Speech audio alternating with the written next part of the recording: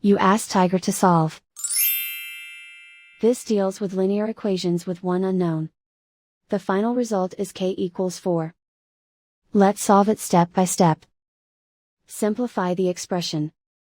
Expand the parentheses. Simplify the arithmetic. Swap sides. Group all constants on the right side of the equation. Subtract 2 from both sides. Simplify the arithmetic.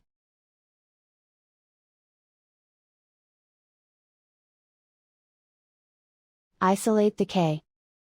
Divide both sides by 2. Simplify the fraction. Find the greatest common factor of the numerator and denominator. Factor out and cancel the greatest common factor. And so the final result is k equals 4.